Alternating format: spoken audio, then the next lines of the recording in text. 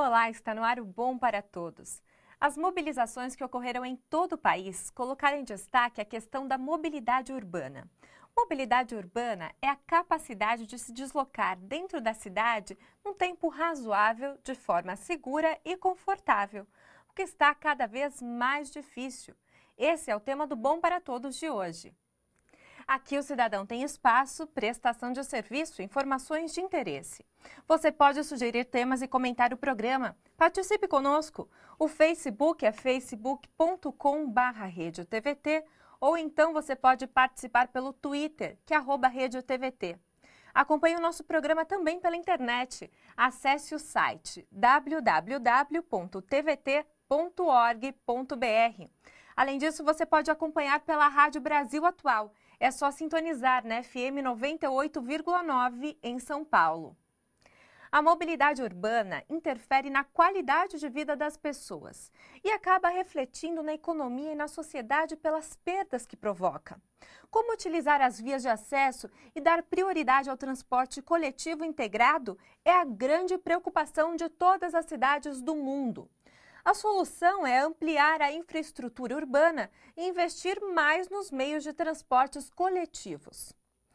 A mobilidade urbana nas grandes cidades, é um problema que se torna cada vez mais sério. O ideal é que cada trabalhador pudesse morar perto do trabalho, ou que dispusesse de um meio de transporte eficaz e rápido. E não é o que geralmente acontece, não é mesmo? Eles parecem insuperáveis, mas a cada ano os congestionamentos em São Paulo conseguem bater seu próprio recorde, que já atingiu inacreditáveis 295 quilômetros de veículos parados no trânsito.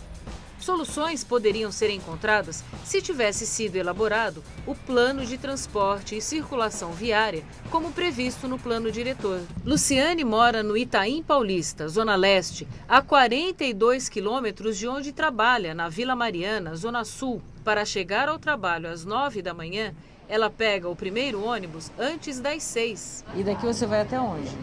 Até o Largo da Concórdia. Demora quanto tempo para chegar lá? 1h20, 1h30. No segundo ônibus, mais 40 minutos de viagem. Eu passo de 5 a 6 horas dentro do ônibus e ainda trabalho 8 horas em pé. E 3 horas depois de sair de casa, chega à cafeteria onde trabalha como supervisora. Chega com disposição para trabalhar? Tem que chegar, né? Não tem jeito. É entrar, cumprimentar as meninas e começar a trabalhar. Não tem como. Não tem para onde correr. Prestação de serviço é isso, aqui no programa Bom para Todos, na sua TVT. Nós vamos conversar aqui no Bom para Todos com William Cruz, especialista em mobilidade urbana e criador do site Vadbike. Nossa equipe também foi às ruas e registrou perguntas de várias pessoas sobre o assunto. Quais os maiores desafios que as cidades enfrentam para desenvolver um plano de mobilidade, além do financeiro? Tudo isso no Bom para Todos, daqui a pouco, depois de um pequeno intervalo.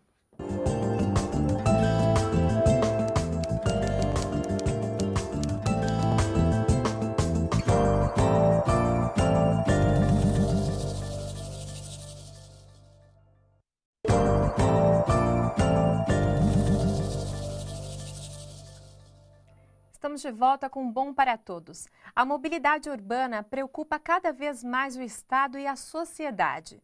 O governo brasileiro anunciou que vai disponibilizar mais de 50 bilhões para obras no setor de mobilidade urbana. Esse assunto é o que estamos discutindo no programa de hoje. Você já mandou sua pergunta? Então participe, facebook.com/RedioTVT ou então @RedioTVT pelo Twitter. Você também pode ouvir o nosso programa pela Rádio Brasil Atual. É só sintonizar na FM 98,9 em São Paulo. Está aqui no estúdio da TVT William Cruz, criador do site Vadbike e especialista em mobilidade sustentável. Olá, William, muito obrigada pela sua participação. Obrigado pelo convite. William, como você começou com essa ideia de criar o site Vadbike? Como você queria afetar as pessoas? No começo, meu objetivo nem era esse, né? Ele começou como um site pessoal, como um blog pessoal, que eu falava do meu dia a dia, Mas conforme eu comecei a usar a bicicleta na rua e fazer experiências do que dava certo, o que não dava e pesquisar a legislação também, eu comecei a compartilhar essa informação com as pessoas através do blog. Então ele começou a ficar cada vez mais focado nisso, até ficar com esse tema exclusivo para ele, de mobilidade sustentável com prioridade sobre as bicicletas. E o que as pessoas encontram no site? Legislação sobre o uso da bicicleta, assim, muito esclarecimento sobre a legislação numa linguagem acessível, dicas de como você utilizar a bicicleta na rua de uma forma segura, a conduta que o ciclista deve ter, esse tipo de informação e também informação sobre políticas públicas em relação à bicicleta e mobilidade em geral. William, quais as alternativas que você acredita que exista agora sim para a questão de mobilidade urbana, além da bike, claro? Então, a mobilidade hoje em dia nas grandes cidades é muito focada no automóvel, né? Isso é uma consequência histórica, assim, ao longo de quase um século. Então, você tem diversas outras alternativas, que eu não gosto nem de chamar de alternativas, mas sim de opções, né? Que é, você tem o transporte coletivo, tanto por trilhos como por pneus, né? Você tem uma coisa que tem muito na Europa, trem de superfície, que é o antigo bonde aqui, só que numa versão mais moderna, né? Um trem de superfície. Você tem a bicicleta e o pedestrianismo também, que a gente nunca pode esquecer. Você tem cidades no mundo, como por exemplo algumas na China, que você tem caminhos longos para as pessoas fazerem a pé, que são caminhos agradáveis para elas fazerem e que não tem nem interrupção de atravessar a rua. No caso de uma cidade como São Paulo, a gente já vê que hoje em dia colocar o pedestre junto com a bicicleta, junto com o automóvel, não dá muito certo. O problema é que a cidade ela foi planejada para o automóvel, excluindo até os pedestres. Tem muitas vezes que para você conseguir atravessar uma avenida, você tem que fazer 2 ou 3 travessias para chegar onde você quer. Então, assim, a cidade ela prioriza o fluxo de quem tem a facilidade de deslocamento, porque está sentado num motor que você aperta um pedalzinho, o carro anda sozinho, e você acaba prejudicando quem tem que fazer algum esforço, que é quem está de bicicleta ou a pé. E prejudicando também quem usa o transporte coletivo, porque ele sofre a consequência do congestionamento dos carros e acaba atrasando e ficando cheio por conta disso também. Então é preciso você mudar esse paradigma, né? Mudar essa percepção de que a prioridade tem que ser do carro. A prioridade de deslocamento tem que ser de pessoas. O trânsito é feito de pessoas, não importa se está num carro, num ônibus, a pé ou de bicicleta. William, a primeira pergunta quem fez para você foi a Camila Firmino. Vamos ouvi-la. Dá para melhorar a mobilidade urbana sem afetar o meio ambiente? Bom, afetar o meio ambiente, tudo que a gente faz afeta, né? A nossa presença no planeta já afeta o meio ambiente, a gente tenta minimizar isso. Então, claro, dá para você pensar numa mobilidade urbana afetando o quanto menos possível o ambiente. Se você priorizar o automóvel, você vai afetar muito, porque você tem cada pessoa se deslocando utilizando um motor próprio. Se você se você prioriza o ônibus, por exemplo, um ônibus substitui em média, 300 carros. Se você for pensar que cada carro tem uma pessoa, 1,2 de taxa média de ocupação. Então, só de você priorizar o ônibus em relação ao carro, mesmo que seja um motor também poluente no ônibus, você está diminuindo a emissão geral de poluição. Então, compensa muito em termos de meio ambiente você deixar o carro um pouquinho de lado e priorizar o transporte de massa. E o ônibus ecologicamente correto? É muito maior o valor dele? Eu não tenho informação de valores, tá? Mas é um investimento que compensa, porque a poluição ela tem efeitos de saúde pública que também se registram, além, claro, do efeito danoso para as pessoas, né? Que é bastante criticável, você também tem um efeito financeiro, econômico. Então, o atendimento que o governo tem que dar, porque a saúde dessas pessoas está ruim, seja por um problema respiratório, então, cardiovascular, acaba mesmo, compensando. Vamos ouvir agora a dona Terezinha. Nós precisávamos uma melhoria no nosso ônibus, né? Tem o horário para você passar. Nosso ônibus é muito cheio. Terceira idade anda empencado, não tem lugar de sentar. Tá péssima a nossa condição, viu? Precisava melhorar muito para a terceira idade, para todo mundo, né? Uma coisa que acontece muito que deixa o ônibus cheio, às vezes não é nem a falta de carros, né, de veículos mesmo, de ônibus. É porque o ônibus demora para chegar no ponto. Então ele sai da garagem vazio, para chegar no primeiro ponto, se não tiver trânsito, se não tiver carro parado, ele chega em 2, 3 minutos. Se tiver congestionamento, ele leva 15 para chegar no primeiro ponto. Então quando ele chega lá, o ônibus já lota, já logo no primeiro, segundo ponto já lota, e ele vai o resto da linha lotado. E aí esse tempo entre eles vai aumentando cada vez mais, porque ele sofre a consequência do congestionamento. congestionamento. Então é por isso que se fala tanto de investir em corredores de ônibus, porque daí você salva o ônibus do congestionamento que os automóveis estão causando. Os corredores seria uma boa solução? Sim, seria uma ótima solução, só que eles têm que ser bem pensados, porque eles não podem ter, por exemplo, você tem em São Paulo o corredor da Avenida 9 de Julho, que na hora que passa no túnel embaixo da Paulista, mistura com os automóveis, e aí aquilo ali entope o corredor até lá no final. Então tem que ter muito cuidado nessas intersecções com os carros para a prioridade continuar sendo do ônibus. Vamos ouvir mais uma pergunta? Quais os maiores desafios que as cidades enfrentam para desenvolver um plano de mobilidade, além do financeiro? Um pouquinho de coragem política de você enfrentar a cultura do automóvel que existe, porque pega mal, por exemplo, um prefeito dizer que vai fazer pedágio urbano, que vai restringir a circulação de carros, até diminuir a velocidade das vias, que é uma medida de segurança para os pedestres. Tem muita gente que reclama, porque a própria sociedade ainda tem a visão de que a mobilidade tem que se basear no automóvel, porque eu tenho o direito de ter meu carro. Claro, você tem o direito de ter o seu carro, mas todos têm o direito de se deslocar. Agora quem fez a pergunta foi o Edilson dos Santos Ferreira. Eu uso a integração, eu acho que as prefeituras que não têm, deveriam ter, porque ajuda bastante. A gente pega um ônibus, vai em duas, eu pego Diadema, São Bernardo, São Mateus, você vai com uma passagem só. E quem trabalha precisa muito disso. Então eu acho que deveria as outras prefeituras também investir nisso. É bom para o trabalhador, a gente que paga 2, 3 passagens, com uma só você se beneficia. E até o emprego para a gente, que a empresa que paga uma passagem só, facilita mais até para você arrumar um emprego, porque não é todas as empresas que pagam 3, 4 passagens, que nem tem para ir, para voltar, então com a integração ajudaria bastante. Eu só posso concordar com ele, né? Quando você não tem integração, você penaliza justamente a pessoa que tem uma renda menor e que precisa morar longe do trabalho para poder ter uma moradia mais barata, você acaba penalizando ela com um transporte público mais caro, porque ela tem que pagar 3 vezes o valor que alguém que mora perto paga. Então a integração é importantíssima por uma questão social mesmo. E a questão do transporte sobre trilhos? Eles até são mais baratos, né, que os transportes subterrâneos, o metrô.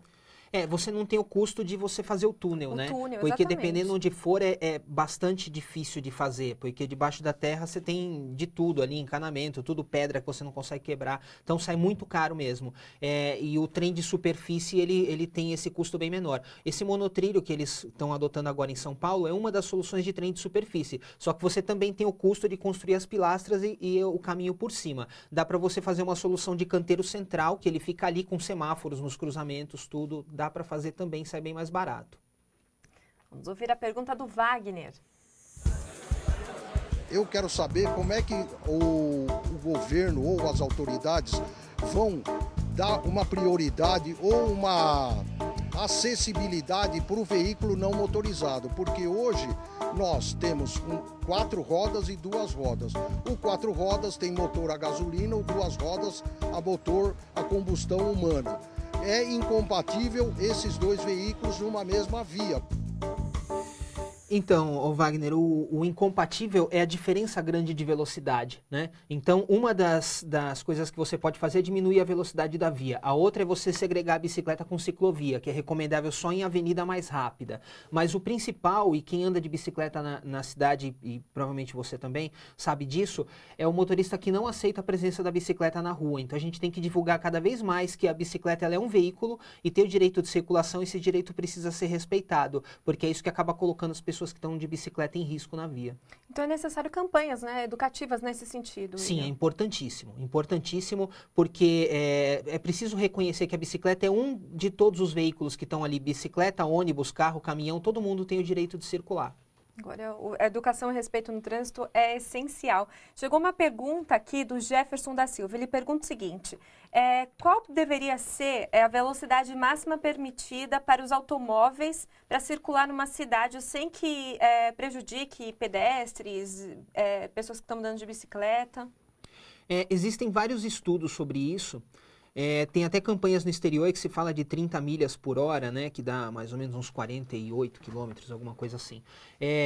Existe um consenso sobre a velocidade de 50 quilômetros por hora, assim, para ser uma velocidade máxima em vias urbanas, porque tem muitos estudos que mostram a taxa de sobrevivência após um atropelamento. E claro, quanto mais você aumenta a velocidade, menor a taxa de sobrevivência, né, maior a incorrência de morte. Então, assim, em vias locais, em vias residenciais, costuma-se usar 30, por isso que se fala das zonas 30, 30 e depois você vai ampliando isso até 50, mas não se deve passar muito disso em vias urbanas pelo risco que você oferece para pedestres e ciclistas na via. Você tem dúvidas? Quer fazer alguma pergunta? Então participe, facebook.com/RedeTVT ou então participe pelo Twitter, que é @RedeTVT. Nós vamos para um rápido intervalo e daqui a pouco voltamos. Até já!